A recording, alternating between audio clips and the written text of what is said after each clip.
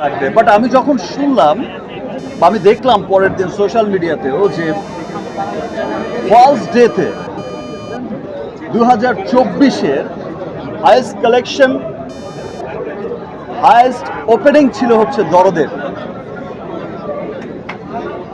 So এই বিষয়টা কিন্তু 2024-এর হাইয়েস্ট ওপেনিং মাল্টিপ্লেক্সে ছিল দরদের, সিঙ্গেল স্ক্রিনে তো ছিলই ইনশাআল্লাহ। তো এটা দেখে কিন্তু মনে হয়েছে যে না, দেশের মানুষ, আমার দেশের মানুষ আমার দেশের সিনেমাকে সত্যি অনেক ভালোবাসে, আমার দেশের মানুষ আমাকে অনেক ভালোবাসে, আমার দেশের সিনেমাকে ভালোবাসে।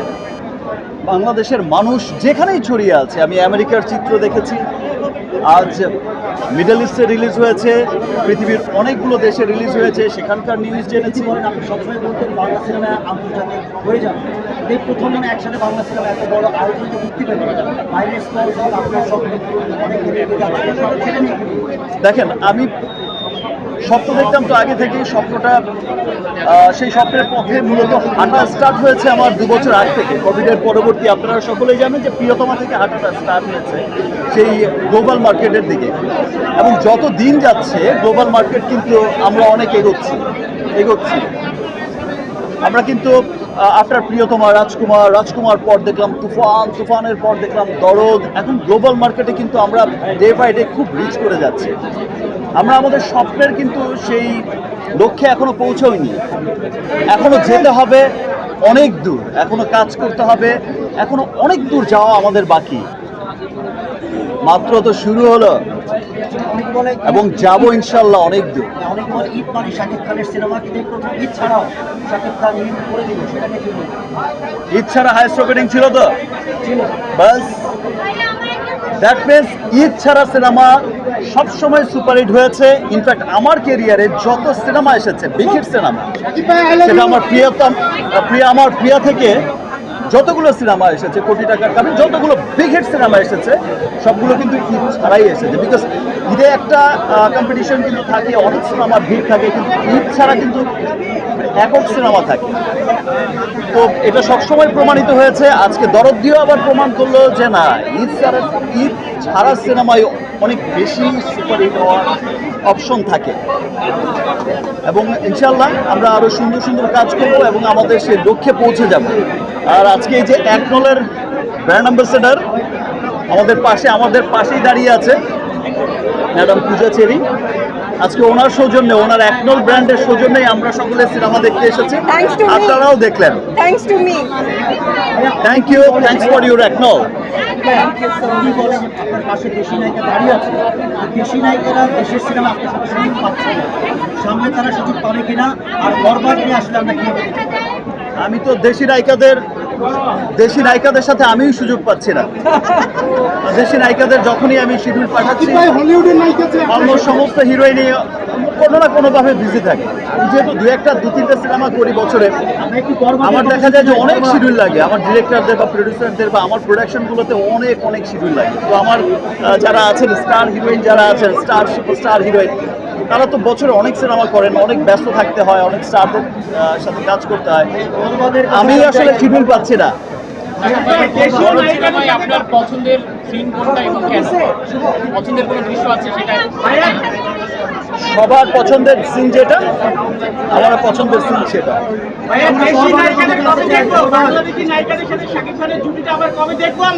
সেটা দেশি নায়িকাদের জিজ্ঞেস করতে হবে। আমি আগেই বলেছি যে দেশি নায়িকাদের শিডিউল পাচ্ছি না।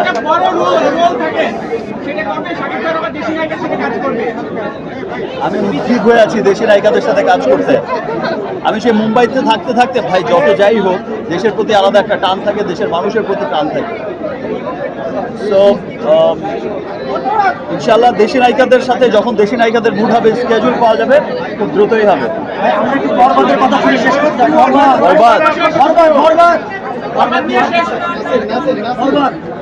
দরদ যেমন হচ্ছে খুব দরদের একটা সিনেমা, খুব ভালোবাসার একটা সিনেমা, এবং অনন্য মামুন তার সর্বস্বতা দিয়ে চেষ্টা করেছে। আপনারা সকলেই জানেন যে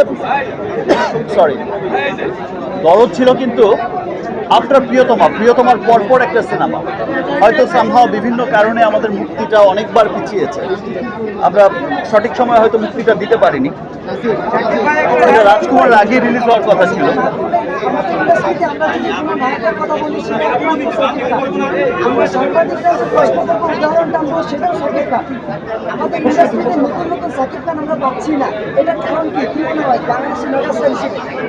ছোটবেলা থেকে এখন পর্যন্ত এক শাহরুখ খানকেই দেখে আসছি,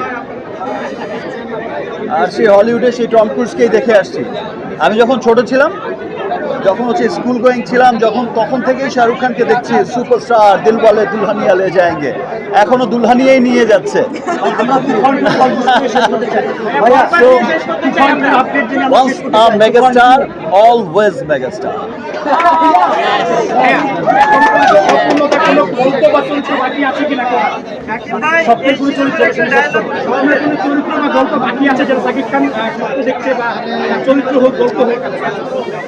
সামনে আমি ডে বাই ডে প্রতিনিয়ত উদ্গ্রীব হয়েছিলাম।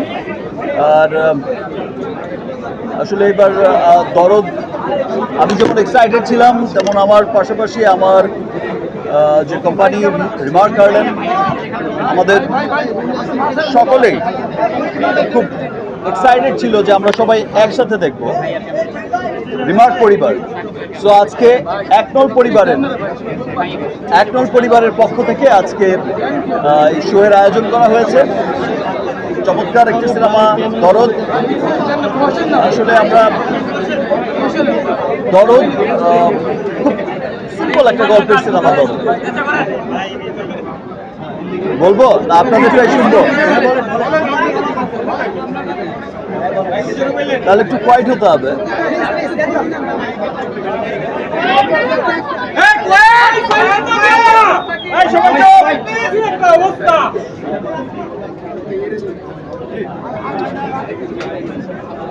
আপনারা দেখেছেন তো দরদ? ভালো লেগেছে? শাকিব ভাই, একটা প্রশ্ন ছিল, এই চরিত্র করার অনুপ্রেরণা কোথায় পেলেন? চরিত্রটা ভালো লেগেছে? এখানেই সার্থকতা। চরিত্রটা যে অ্যাটলিস্ট ভালো লেগেছে, আমারও খুব ভালো লেগেছিল যখন আমি মামুনের কাছ থেকে গল্পটা শুনেছিলাম প্রথম।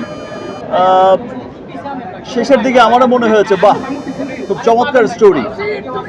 দরদ আসলে খুব দরদের একটা সিনেমা। দরদ আপনারা যারাই দেখেছেন, আপনারা সকলেই দেখেছেন যে খুব বিশাল আঙ্গিকে, খুব তামঝামওয়ালা কোনো সিনেমা না, খুব বিশালত্ব এখানে নেই। কিন্তু ছবি দেখতে দেখতে দেখতে ছবির শেষ সময় যখন চলে আসে, মনের অজান্তেই কিন্তু চোখের কোণে পানি জমে যায়। মনের অজান্তেই সবার এত ভালো লাগা তৈরি হয়ে যায় দরদের প্রতি।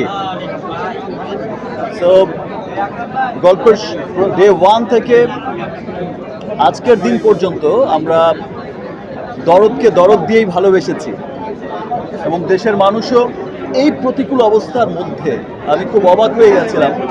আমি তখন ছিলাম না, আমি আমার বরবাদ সিনেমার শুটিংয়ে মুম্বাইতে ছিলাম। আমি যখন শুনলাম, আমার এতটা এক্সপেকটেশন ছিল না যে আপনারা জানছেন হাইস্ট ওপেনিং দিয়েছেন দরদকে। দরদ পৃথিবীর যেখানে রিলিজ হচ্ছে প্রত্যেকটা মানুষ দেখছেন। দেখতে দেখতে দেখতে ছবির শেষ সময় এসে সবার চোখের কোণে পানি জমে গেছে দরদের জন্য। দরদকে ভূয়সী প্রশংসা করছেন আপনারা সবাই, এত ভালোবাসা দিচ্ছেন দরদকে। ইনশাল্লাহ আমার নেক্সট সিনেমাগুলো দেখবেন যে আরও অন্যান্য ডিফারেন্ট সিনেমা হবে, এবং সেই সিনেমাগুলো আপনাদের অনেক ভালো লাগবে। Thank you. দুলুমিয়ার কথা আপাতত সিনেমা হলে দেখেন। Thank you Mamun, thank you, thank you. আজকে হচ্ছে মামুন, যেমন ওই যে আমি বলেছিলাম খুব রাগ করে, আপনাদের সকল সাকিবিয়ানদের পক্ষে এবং স্পেশাল থ্যাঙ্কস আজকে জানাচ্ছি যে মামুনের সিনেমার জন্য সাকিবিয়ানরা এত শ্রম দিয়েছে। আমি সাকিবিয়ান, আমার সমস্ত ফ্যানদের কাছে, সমস্ত সাকিবিয়ানদের কাছে অনেক অনেক কৃতজ্ঞ যে তারা এই সিনেমার জন্য অক্লান্ত পরিশ্রম করেছে, এখনো করে যাচ্ছে। আমি সত্যি সাকিবিয়ানদের নিয়ে অনেক গর্বিত যে আমার ভালোবাসার সাকিবিয়ান আছে। আর ছবিটা আসলে সত্যি আপনারা যারাই দেখেছেন যে মামুন অনেক দরদ দিয়েই ছবিটা বানিয়েছে। ও সর্বাত্মক চেষ্টা করেছে। দেখেন মামুন যখন দরদ বানিয়েছে তখন আজকের যদি আপনি বরবাদের কথা চিন্তা করেন সেই বাজেট কিন্তু মামুনের ছিল না। ডে বাই ডে কিন্তু বাজেট ইনক্রিজ করেছে। আপনি যখন আজকে দরদ বানিয়েছে মামুন, তখন কিন্তু তুফানের বাজেটও মামুন পায়নি।